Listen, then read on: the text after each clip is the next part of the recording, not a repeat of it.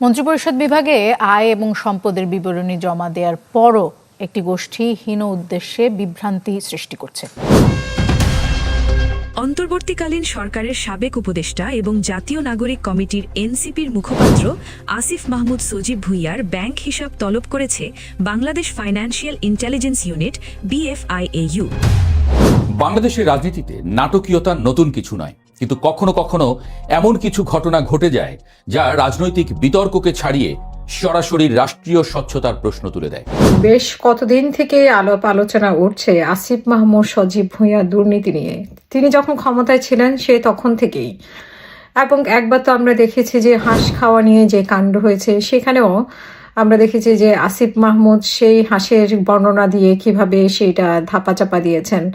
এক ধরনের জেদাজেদি, এটা এক ধরনের মানুষকে তাচ্ছিল্য করা। ছাত্রজীবন থেকে হঠাৎ করেই কোটিপতি হয়ে ওঠা সাবেক উপদেষ্টা আসিফ মাহমুদ সজীব ভুঁইয়াকে ঘিরে এখন শুরু হয়েছে নতুন আলোচনা ও বিতর্ক। তিনি কি তবে গ্রেফতার হতে যাচ্ছেন? এ বিষয়ে কি বলছে দুর্নীতি দমন কমিশন? জানা গেছে, আসিফ মাহমুদ সজীব ভুঁইয়ার ব্যাংক হিসাব তলব করা হয়েছে। কেন তার ব্যাংক অ্যাকাউন্টের তথ্য চাওয়া হয়েছে তা নিয়েও উঠেছে নানা প্রশ্ন।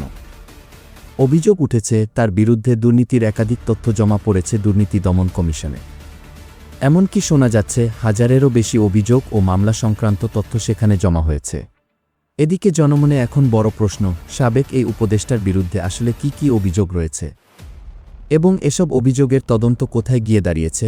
অন্যদিকে আসিফ মাহমুদকে নিয়ে নতুন কিছু তথ্য সামনে এনেছেন ব্যারিস্টার রুমিন ফারহানা। তার বক্তব্য ঘিরেও শুরু হয়েছে নতুন আলোচনা। আসলে পুরো ঘটনাটির পেছনে কি সত্য লুকিয়ে আছে? গ্রেফতারের সম্ভাবনা কতটুকু? সবকিছু জানতে আমাদের চ্যানেলটি সাবস্ক্রাইব করে সম্পূর্ণ ভিডিওটি দেখতে থাকুন। অন্তর্বর্তীকালীন সরকারের সাবেক উপদেষ্টা এবং জাতীয় নাগরিক কমিটির এনসিপির মুখপাত্র আসিফ মাহমুদ সজীব ভুঁইয়ার ব্যাংক হিসাব তলব করেছে Bangladesh financial intelligence unit BFIAU। গতকাল রাতে এই খবর ছড়িয়ে পড়ার পর রাজনৈতিক অঙ্গনে ব্যাপক চাঞ্চল্যের সৃষ্টি হয়েছে। ধারণা করা হচ্ছে আসিফ মাহমুদের বিরুদ্ধে ওঠা দুর্নীতির অভিযোগগুলোর প্রেক্ষিতে সরকার এবার আনুষ্ঠানিক অ্যাকশনে নামছে। BFIAU দেশের সকল ব্যাংক ও আর্থিক প্রতিষ্ঠানে চিঠি পাঠিয়ে আগামী 3 কার্যদিবসের মধ্যে আসিফ মাহমুদের লেনদেনের যাবতীয় তথ্য জমা দিতে বলেছে। চিঠিতে উল্লেখ করা হয়েছে, আসিফ মাহমুদের নামে থাকা সকল অ্যাকাউন্টের KYC ফর্ম, শুরু থেকে বর্তমান সময় পর্যন্ত যাবতীয় লেনদেন বিবরণী, মানি লন্ডারিং প্রতিরোধ বিধিমালার সংশ্লিষ্ট ধারায় এই তথ্য তলব করা হয়েছে। ছাত্র জনতার আন্দোলনের অন্যতম সমন্বয়ক থেকে উপদেষ্টা হওয়া আসিফ মাহমুদের বিরুদ্ধে গত কয়েক মাস ধরে একাধিক গণমাধ্যমে ইনভেস্টিগেটিভ রিপোর্ট প্রকাশিত হয়েছে। বিশেষ করে বাংলাদেশ প্রতিদিন ও কালের কণ্ঠের প্রতিবেদনে তার বিরুদ্ধে ওঠা দুর্নীতির অভিযোগগুলো সামনে আসে। সূত্রে জানা গেছে, দুর্নীতি দমন কমিশনের দুদকে আসিফ মাহমুদের বিরুদ্ধে শত শত অভিযোগ জমা পড়েছে, যার মধ্যে উল্লেখযোগ্য অবৈধ পথে বিদেশে টাকা পাচার এবং ক্রিপ্টোকারেন্সির মাধ্যমে লেনদেনের গুরুতর অভিযোগ। উপদেষ্টা থাকাকালীন বিভিন্ন নিয়োগ ও টেন্ডারে প্রভাব খাটানোর অভিযোগ। যদিও আসিফ মাহমুদ এর আগে এসব অভিযোগ অস্বীকার করে বলেছিলেন, ক্রিকেটার সাকিব আল হাসানের ভক্তরা মব তৈরি করে উদ্দেশ্য প্রণোদিতভাবে তার বিরুদ্ধে দুদকে অভিযোগ জমা দিচ্ছে। তার সেই মন্তব্য তখন সামাজিক যোগাযোগ মাধ্যমে বেশ হাস্যরসের খোরাক জুগিয়েছিল। আসিফ মাহমুদের ব্যাংক হিসাব তলবের ঠিক আগেই দুদকের মহাপরিচালক সহ 2 পরিচালকের পদত্যাগ একটি বড় ইঙ্গিত হিসেবে দেখছেন বিশ্লেষকেরা।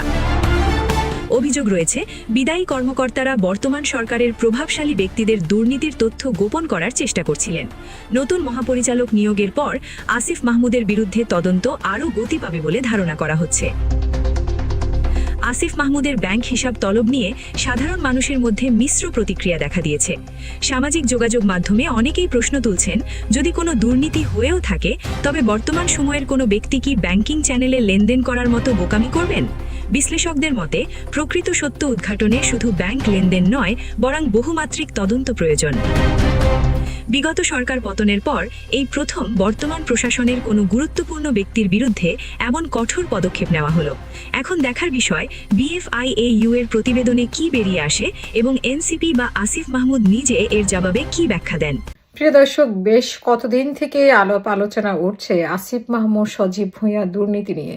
তিনি যখন ক্ষমতায় ছিলেন সে তখন থেকেই, এবং একবার তো আমরা দেখেছি যে হাঁস খাওয়া নিয়ে যে কাণ্ড হয়েছে, সেখানেও আমরা দেখেছি যে আসিফ মাহমুদ সেই হাঁসের বর্ণনা দিয়ে কিভাবে সেটা ধাপাচাপা দিয়েছেন, এবং শেষ পর্যন্ত এটা নিয়ে আর কোনো কিছুই আমরা শুনলাম না। সেই হাঁস খাওয়ার কাহিনী নিয়ে আমরা শুনলাম যে উনি হাঁস খেতে যান নীলা মার্কেটে, কিন্তু হাঁসের পেছনে গল্পগুলা, হাঁসের পেছনে নেপথ্যের গল্পগুলা, টাকা মারার গল্পগুলা, টাকা চুরি করার, টাকা ডাকাতি করার গল্পগুলা কিন্তু আমরা জানতে পারিনি। এখন আপনারা হয়তো অনেকে অনেক সময় বলেন যে আপনি একজন সাংবাদিক হয়ে কেন এগুলো বলেন। তো আমি একজন সাংবাদিক হয়েই তো বলবো, আমার কাজ কি? আমার কাজ হচ্ছে যে এগুলো অসঙ্গতিগুলো তুলে ধরা, ঠিক আছে? আমাদের জনগণকে যেরকম বোকা বানিয়ে যেভাবে কথা বলবে, আমরা তো আর সেভাবে কথা শুনতে অভ্যস্ত না। আমরা সরকারকে প্রশ্ন করতে শিখেছি, সরকারকে আমরা প্রশ্ন করেছি অতীতে, এবং মানে যে সরকারই যখন থাকুক না কেন সেই সরকারকে আমরা প্রশ্ন করি। তো সেইখানে তো অন্তর্বর্তীকালীন সরকারের যে জুলাই যোদ্ধারা তো সেইটার ঊর্ধ্বে না। জুলাই যোদ্ধা বলে যারা সরকারে ঢুকেছেন তারা জুলাইকে বিক্রি করেছেন, বিক্রি করে খেয়েছেন, খেয়ে নিজেদের মানে আখের গুছিয়েছেন, টাকা বানিয়েছেন। এবং জুলাইতে যারা প্রকৃত যোদ্ধা, যাদের সন্তান হারিয়েছে, যাদের হাত হারিয়েছে, পা হারিয়েছে, তাদেরকে এরা মানে কোনোভাবেই এরা তাদের সাথে কোনোভাবেই যোগাযোগ করেনি, এবং তাদেরকে কি পরিমাণ যে অবহেলা করেছে সেই তথ্যগুলোও তো আমাদের কাছে আছে। শুধু যে তাদেরকে অবহেলা করেছে তা না, পুরো জুলাইকে বিক্রি করে তারা খেয়ে এখন তারা জনগণের সামনে ভালো সাজার জন্য তারা যে কথাগুলো বলছে আপনাদেরকে শোনাই, যে উনি বিশেষ করে ওনার ব্যাপারে এবং মাহফুজ আলম বা আরও একজন যে ছিলেন নাহিদ ইসলাম, সবাই বলে তার টাকা খেয়ে নাকি পেট মোটা হয়েছে। যাই হোক, আমি পেটের দিকে যাচ্ছি না। টাকা খেলে পেট মোটা হয় না, মানে বাট টাকা খেলে মানে টাকার গরমটা বাড়ে আর কি। তো তখন হয়তো বা মানে শরীরেরও ইয়ে হয়, যার জন্য হয়তো মানে শরীরও একটু বাড়ে আর কি। জানি না আমি ঠিক এগুলো ক্যালকুলেশন, কিন্তু মনে হয়।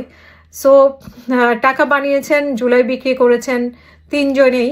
এটা কোনোভাবেই মানে এটা অস্বীকার যদি করেন ওনারা জনগণের কাছে, জনগণকে বোকা বানিয়ে অস্বীকার করতেই পারেন, অস্বীকার করেই যান, কিন্তু অস্বীকার করলেও জনগণ তার বোকা না, আমরা তার বোকা না, আমরা তো সবই বুঝি।